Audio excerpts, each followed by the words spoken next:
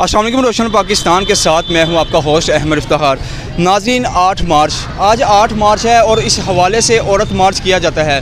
ایک طرف عورتیں جو ان سے ہیں اپنے حقوق کے لیے نکلتی ہیں، لیکن ان کے جو سلوگن ہیں وہ بڑے واحیات ہوتے ہیں، جیسے کہ اس کی ایک چھوٹی سی مثال کہ میرا جسم میری مرضی، جو کہ بڑا فیمس بھی ہوا تھا۔ لیکن دوسری جانب ان کے مقابلے میں یہ با پردہ جو سی ہیں عورتیں وہ باہر نکلی ہیں اور انہوں نے فیصلہ کیا ہے کہ ہم بھی نکلیں گے۔ آخر کون سا حقوق ہے جو ان کو نہیں مل رہا اور ہمیں مل رہا ہے؟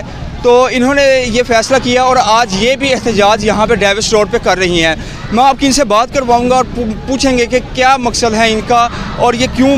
السلام علیکم میم۔ وعلیکم السلام۔ اچھا میم، یہ بتائیے گا کہ آپ باہر کیوں نکلے ہیں؟ ہم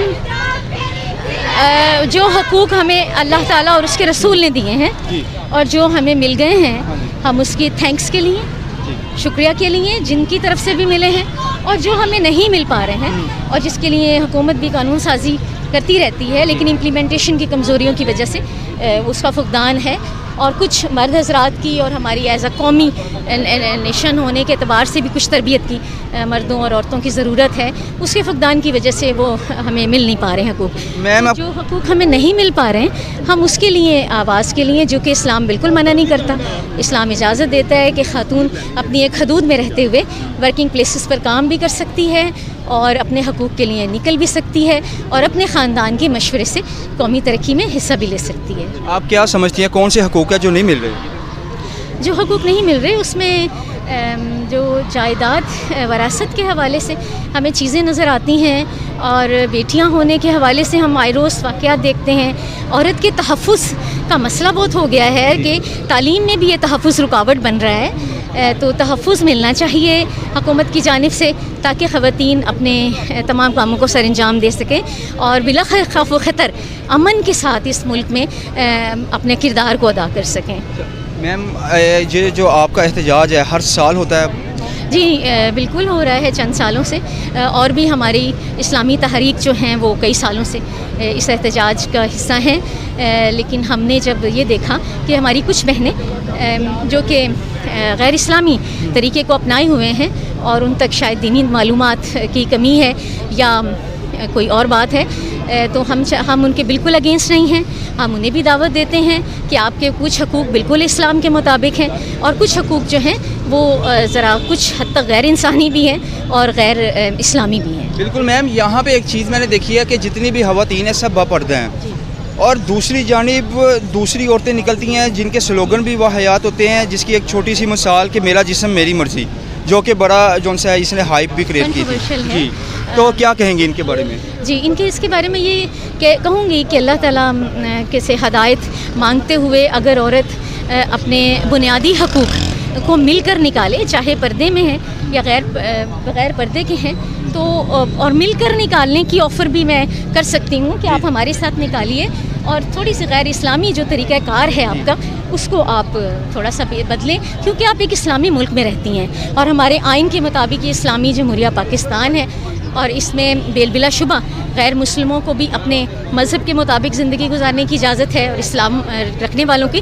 تو اگر آپ مسلم ہیں تو پھر اسی طریقہ کار کو اختیار کرتے ہوئے آپ بالکل اپنے حقوق مانگیے۔ اچھا میم، آپ نے یہاں پہ بات کی کہ میں ان کو بھی دعوت دوں گی کہ وہ بھی آئیں اور ہمارے ساتھ احتجاج کریں، لیکن اسلام ہمیں پردے کی اجازت دیتا ہے، نہ کہ ہمیں اس طرح کے کپڑے اور ڈریسنگ کرنے کی دیتا ہے۔ تو چہرے کا پردہ جو ہے وہ کئی صورتوں میں لازم ہو جاتا ہے، لیکن عام صورت میں وہ فرض سختی سے فرض کے زمرے میں نہیں آتا۔